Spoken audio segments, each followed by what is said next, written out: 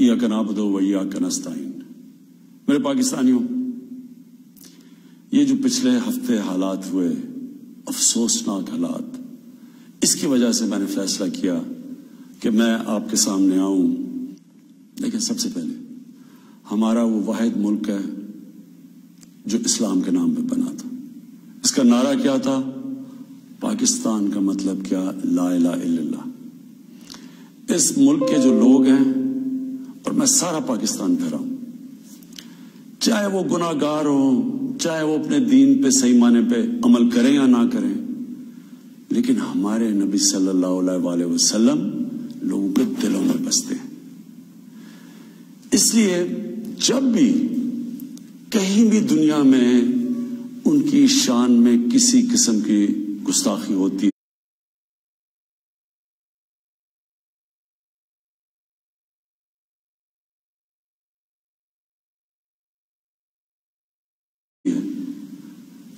हमें तकलीफ मिलती है। लेकिन क्योंकि मैं दुनिया फिरा हुआ हूं, सिर्फ हमें नहीं तकलीफ मिलती, जो भी जहां भी दुनिया में मुसलमान बसता है उन सबको तकलीफ होती है। अब पिछले हफ्ते और ये जो अफसोसनाक हालात हुए, एक जमात ने ऐसे लगा ऐसे कि उनको शायद बाकी पाकिस्तानियों से ज्यादा प्यार है अपने नबी से। देखें, वो जो टीएलपी का जो मकसद है, जिसकी वजह से वो लोग बाहर निकाल रहे हैं, मैं आपको यकीन दिलाता हूं कि वो ही मेरा मकसद है, वो मेरी गवर्नमेंट का मकसद है। हम भी उन्हीं की तरह चाहते हैं कि दुनिया में किसी मुल्क में हमारे नबी की शान में गुस्ताखी ना हो। सिर्फ हमारा तरीकाकार फर्क है। टीएलपी का क्या तरीकाकार है और मेरी गवर्नमेंट और मेरा, जब से हम आए हैं, हम क्या कोशिशें कर रहे हैं कि दुनिया में ये गुस्ताखी ना की जाए उनकी शान में, वो ये है। टीएलपी ये कह रही है कि जो फ्रांस में हुआ, फ्रांस के एम्बेसडर को वापस भेजा जाए, उनसे सारे राब्ते खत्म कर दिए जाए। हमारी जो गवर्नमेंट का तरीकाकार है वो मैं अभी आपको तफसील से बताता हूं, लेकिन मकसद हम दोनों का एक ही है। वो भी ये चाहते हैं कि किसी किस्म का किसी मुल्क में किसी की जरूरत ना पड़े कि उनकी बेहुरमती की जाए। हमारा भी वही मकसद है। तो मैं आज जरा तरीकेकार के ऊपर बात करना चाहता हूं। 1979 के अंदर, नहीं 1990 में गालिबन 1990 के इर्द गिर्द सलमान रुश्दी ने एक किताब लिखी। उस किताब में उसने हमारे नबी सल्लल्लाहु अलैहि वसल्लम की शान में गुस्ताखी की। पाकिस्तान में पब्लिक सड़कों पर निकली, यहां अमेरिकन एम्बेसी पर अटैक किया और लोगों की शहादतें भी हुई। उसके बाद आप उठा के देख लें कि हर थोड़े सालों के बाद कोई ना कोई मगरब के किसी मुल्क में उनकी शान में गुस्ताखी करता है। मुसलमानों को तकलीफ होती है, कहीं बाहर रिएक्शन भी होता है, यहां हमारे मुल्क में मुजाहरे भी होते हैं। लेकिन ये हर थोड़े सालों के बाद यही सिलसिला आगे बढ़ जाता है।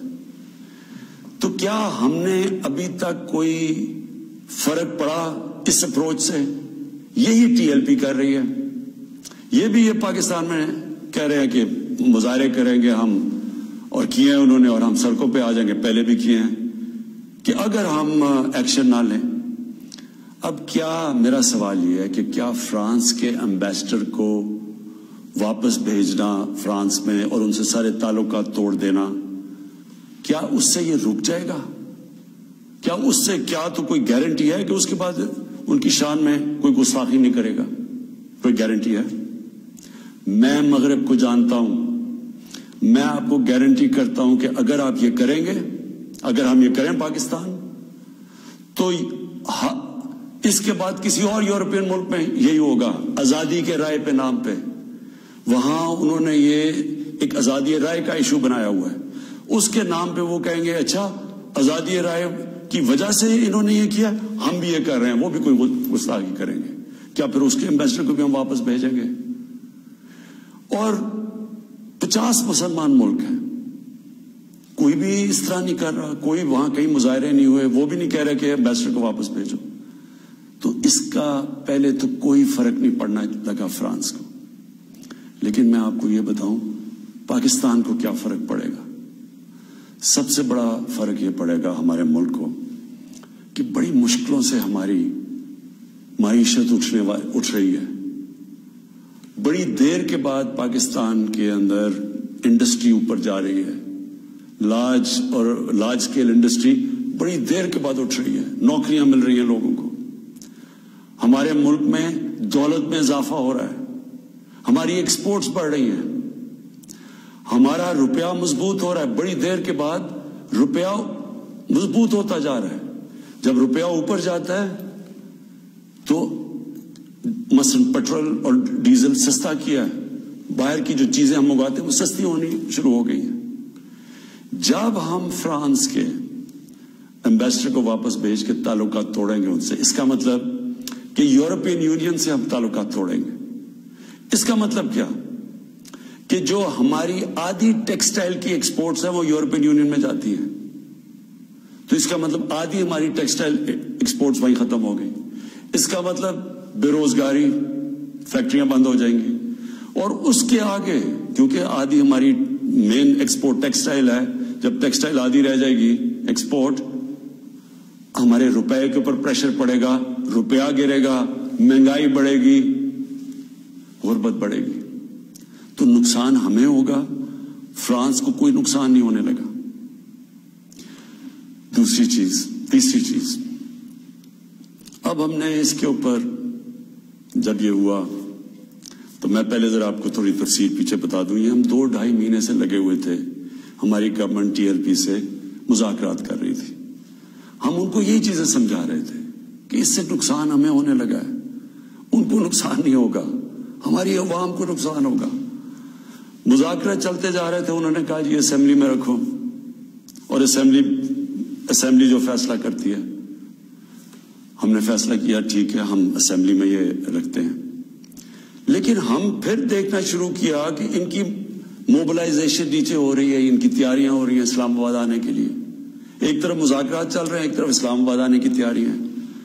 پھر ابھی مذاکرات چل رہے ہیں اور ہم نے یہ فیصلہ کیا ہوا تھا کہ ہم اسمبلی میں رکھیں گے اس ایشو کو. تو پتہ چلا کہ انہوں نے پہلے اناؤنس کر دیا کہ جی اب تو فرانس کا اگر ایمبیسڈر آپ واپس نہیں بھیجیں گے تو ہم سارے اسلام آباد میں دھرنا دیں گے. اس کے بعد یہ ہماری بات چیت ٹوٹی. اس کے بعد پھر یہ اریسٹ ہوئے. اب میں صرف آپ کو بتانا چاہتا ہوں کہ اس سے اب تک ہوا کیا ہمارے ملک میں. ذرا دیکھ لیں کہ ہم نے اپنے آپ کو کتنا نقصان پہنچایا. اب تک 40 پولیس کی گاڑیوں کو جلا دیا گیا، لوگوں کی پرائیویٹ پراپرٹی کے اوپر کئی لاکھوں کروڑوں روپے کا نقصان ہوا ہے. 4 پولیس والے شہید ہوئے ہیں، 800 سے زیادہ پولیس والے زخمی ہوئے ہیں. پہلے دن جب شروع ہوا تو تقریباً 100 سڑکیں بلاک کر دی. اس سے جو عوام کو نقصان ہوا، اس سے کئی جو آکسیجن کے سلنڈرز نہیں جا رہے تھے، بیچارے جو کورونا کے مریض ہیں، ان میں اموات ہوئی. اور پھر باہر سے کود پڑے لوگ، ہمارے پاکستان کے دشمن. ابھی تک ہم نے جو 4 لاکھ ٹویٹس کو اینالائز کیا، ان میں سے 70% فیک اکاؤنٹ سے تھی. مثلا پروپیگنڈا، جس طرح یورپین یونین کی ڈس انفارمیشن لیب نے جب بتایا کہ ہندوستان کی کوئی 600 سائٹس ہیں، فیک سائٹس، میڈیا سائٹس، جس سے وہ فیک نیوز اور پروپیگنڈا کر رہے ہیں پاکستان کے خلاف. تو یہاں بھی ہمیں پتا چلا کہ 380 ہندوستان کے انڈیا کے گروپ تھے جو کہ واٹس ایپ سے فیک نیوز چلا رہے تھے کہ سول وار ہو گئی پاکستان میں. ہماری پولیٹیکل پارٹیز، مجھے افسوس سے کہنا پڑتا ہے کہ وہی JUI جو فضل الرحمان کی پارٹی، وہ بھی بیچ میں شامل ہو گئی کہ کسی طرح گورنمنٹ کو ڈیسٹیبلائز کریں، ملک کو نقصان پہنچائیں. ساتھ وہ نون لیگ. اب ان سے میں پوچھتا ہوں کہ جب یہ سلمان رشدی نے کتاب لکھی تھی تو نواز شریف تو پہلی دفعہ پرائم منسٹر بنے تھے. کتنی انہوں نے سٹیٹمنٹس دی تھی, کتنی دفعہ انہوں نے کسی فورم میں کہا تھا کہ اس نے بڑا غلط کام کیا, مسلمانوں کے دلوں کو تکلیف پہنچائی ہے. کتنی دفعہ کسی بھی مسلمان ہیڈ آف اسٹیٹ نے کسی انٹرنیشنل فورم پہ اس پہ بات کی تھی, تو آج ان کے ساتھ مل گئے ہیں صرف انتشار پھیلانے کے لیے. دیکھیں, اب یہ میں نے آپ کو بتایا کہ ایک اپروچ ہے کہ اپنے ملک میں مظاہرے کرو, اپنے ملک کو نقصان کرو, کوئی فرق نہیں پڑتا فرانس کو, اچھا ایمبیسڈر واپس بھیج دو, کوئی فرق نہیں پڑتا. اب یہ سنیں کہ میری اپروچ کیا ہے. مقصد تو ہمارا ایک ہی ہے. ہم کیا چاہتے ہیں کہ ہم یہ چاہتے ہیں کہ یہ جو ہر تھوڑے سالوں کے بعد ہمارے دلوں کو تکلیف پہنچائی جاتی ہے, اس کی دوسری اپروچ کیا ہے, یہ اب سنیں میری اپروچ کیا ہے. دیکھیں, میں پھر سے آپ کو بتاتا ہوں, مغرب کو میں سب سے بہتر سمجھتا ہوں. میری بڑی زندگی گزری ہے وہاں, میں ان کی سوچ کو جانتا ہوں. دیکھیں, سب سے پہلے جو کوشش کرنی چاہیے, جو ہم نے کی ہے, اور میں ابھی بتاتا ہوں ہم نے کیا کیا کوشش کی ہے. اچھا, میں یہ پہلے بتا دوں, سب سے پہلے جون 2019 میں 14ویں جو سمٹ تھی OIC کی, وہ پہلی دفعہ جا کے میں نے اسلاموفوبیا کی بھی بات کی, اور میں نے یہ بات کیا کہ جو مغرب کے اندر ہمارے پیارے نبی کی بے حرمتی کی جاتی ہے, کہ ہم سب مسلمان ملکوں کو مل کے ہم ایک پلان کرنا چاہیے, کہ اکٹھا اپروچ کرنا چاہیے, کہ ان کو سمجھانا چاہیے مغرب کو. دوسرا, میں نے پھر جب سپٹمبر 2019 میں یونائٹڈ نیشنز کی جنرل اسمبلی میں گیا, ادھر میں نے یہ اٹھایا, دونوں چیزیں, اسلاموفوبیا کی بھی بات کی. اسلاموفوبیا کا کیا مطلب ہے؟ اسلام کے خلاف نفرت, اور اس نفرت کے اندر ایک یہ ہے کہ وہ ہمارے نبی صلی اللہ علیہ وسلم کی شان میں گستاخی کرتے ہیں. تو یہ ایک ہی چیز اکٹھے کرتے ہیں یہ. تو ادھر میں نے بات کی یونائٹڈ نیشنز میں. پھر اگلے سال جو 2020 میں یونائٹڈ نیشنز کی جنرل اسمبلی ہوئی, پھر میں نے اسلاموفوبیا کی بات کی, اور میں نے کہا کہ یہ کس طرح 1.25 ارب لوگوں کو تکلیف پہنچائی جاتی ہے. پھر یونائٹڈ نیشنز کی ہیومن رائٹس باڈیز کے اندر اور کمیشن میں میری گورنمنٹ نے مسلسل اسلاموفوبیا کی بات کی. پھر میں نے فیس بک کا جو CEO ہے مارک زکربرگ, میں نے اس کو خط لکھا کہ کیسے فیس بک کو استعمال نہیں کرنا چاہیے اسلاموفوبیا کے لیے. اور پھر جب یہ فرانس میں ہوا, اور جس کے اوپر یہ TLP کہہ رہی ہے کہ فرانس کے ایمبیسڈر کو واپس بھیجیں, میں نے سارے مسلمان ہیڈز آف اسٹیٹس کو خط لکھا, اور میں نے ان کو کہا کہ ہمیں جوائنٹ ایکشن لینا چاہیے اس کے اوپر. اور اب میں آپ کو سمجھانا چاہتا ہوں میری اسٹریٹجی کیا ہے. اسٹریٹجی یہ ہے کہ ہم سارے مسلمان ملک کے جو ہیڈز ہیں, ہم مل کے مغرب کے فورمز میں, یورپین یونین میں, یونائٹڈ نیشنز میں, ہم ان کو یہ بتائیں کہ کیوں ہمیں تکلیف ہوتی ہے جب یہ آزادی رائے, فریڈم آف سپیچ کے نام پہ یہ جب نبی صلی اللہ علیہ وسلم کی شان میں گستاخی کرتے ہیں. کیونکہ ان کو اس چیز کی سمجھ نہیں ہے. مغرب کے اندر ان کے جو پیغمبر ہیں ان کو اس طرح نہیں, ان کا پیار اور عشق جس طرح ہمارا ہے, ہمارے نبی سے ہے, ان کو اس طرح کا نہ, ان کی اس طرح کی عزت کرتے ہیں. اور وہاں بلکہ وہ دین کو ان کے اتنے قریب نہیں ہے جس طرح ہم اپنے دین کے قریب رہتے ہیں. اس لیے ہمیں ان کو سمجھانا پڑے گا, اور سمجھائیں گے جب ہم مل کے اکٹھے کلیکٹیولی مسلمان دنیا کے ہیڈز آف اسٹیٹس جب ہم بات کریں گے, جو میں یہ ہر جگہ جن فورمز پہ کہتا گیا ہوں, تب اس کا اثر ہوگا.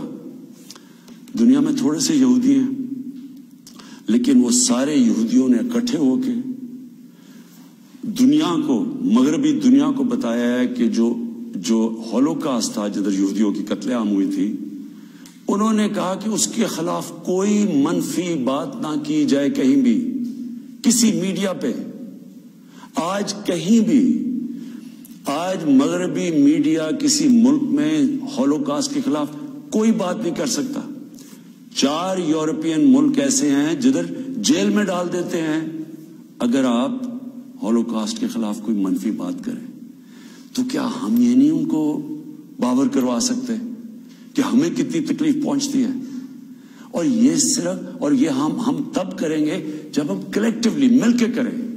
اور میں آپ کو یقین دلاتا ہوں کیونکہ میں مغرب کو سمجھتا ہوں، ان کو سمجھ ہی نہیں ہے اس چیز کی. جب ہم پروٹیسٹ کرتے ہیں، جب ہم مظاہرے ہوتے ہیں، وہ سمجھتے ہیں مسلمان آزادی رائے کے خلاف ہے، اور وہ پھر بجائے اس کو سمجھنے کے وہ پھر اور کوئی جان کے شرارت کرتے ہیں ہمیں تکلیف دینے کی. اس لیے پہلا تو یہ چیز ہے. اور دوسرا میں جو کہنا چاہتا ہوں وہ یہ، دوسرا طریقہ کیا ہے کہ جب ایک 50 مسلمان ملک مل کے یہ کہیں گے کہ اگر کسی ملک میں سے اس طرح کیا گیا تو ہم سارے مل کے ان کا ٹریڈ بوائیکاٹ کریں گے، ان کی ہم چیزیں نہیں خریدیں گے، اس کا اثر ہوگا. اس طرح ہم اپنا جو ہم مقصد ہے اس پہ پہنچ سکتے ہیں.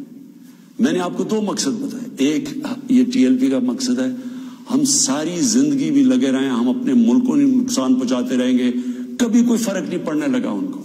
جو میں کیمپین کر رہا ہوں، میں آپ کو یقین دلاتا ہوں کہ یہی طریقہ ہے کہ انشاءاللہ ایک دن ان کو سمجھ آ جائے گی، اور وہ دن دور نہیں ہے. میں آج آپ سب کے سامنے کہتا ہوں کہ میں ذمہ داری اس کی لیتا ہوں، میں ہی اس کیمپین کو لیڈ کروں گا، لیکن میں انشاءاللہ اپنی قوم کو مایوس نہیں کروں گا، اپنے مسلمانوں کو مایوس نہیں کروں گا. ہم انشاءاللہ ان کو یہ ایک دن سمجھا دیں گے کہ جس طرح اگر وہ یہودیوں کے لیے سینسٹیو ہیں، ان کو تکلیف نہیں دینا چاہتے، تو ہم تو سوار اب مسلمان ہیں، ہمارے بھی دل ہیں، ہمیں بھی تکلیف ہوتی ہے. اور جیسے جیسے ان کو اس چیز کی سمجھ آ گئی، یہ ہم اپنا مقصد پہ پہنچ جائیں گے. آخر میں اپنے علماء ان کو خاص طور پہ کہنا چاہتا ہوں کہ آپ کو اس میں ہمارے ساتھ مل کے، میرے ساتھ مل کے میری تائید کرنی چاہیے، ہماری مدد کرنی چاہیے، کیونکہ یہ جو چیزیں یہ جو ہو رہے ہیں ہمارے ملک کو نقصان پہنچ رہا ہے، اس سے تکلیف پہنچتی ہے. ہماری پولیس سے جو ہوا ہے، 800 پولیس انجر ہوئی ہے، جو ان کو کئی ہسپتالوں میں پڑے ہوئے ہیں. تو اس سے کس کو فائدہ ہوا ہے؟ کیوں ہندوستان کی یہ جو ویب سائٹس ہیں جو اس کے اندر کود پڑی ہیں، یہ دشمنوں کو فائدہ ہوا ہے. قوم کو کیا فائدہ ہوا اس سے؟ قوم کو تو صرف نقصان ہوا ہے. اور جو مقصد ہے ہمارا، اس سے تو اس پہ نہیں پہنچ رہے ہم. کوئی فرق نہیں پڑے گا کسی مغربی ممالک کو جو ہم مرضی ہم اپنا ملک کا نقصان کریں. جرم کہیں اور ہو، ہم اپنے اوپر خود کو حملہ کر دیں. یہ کون سی عقل اور سمجھ ہے؟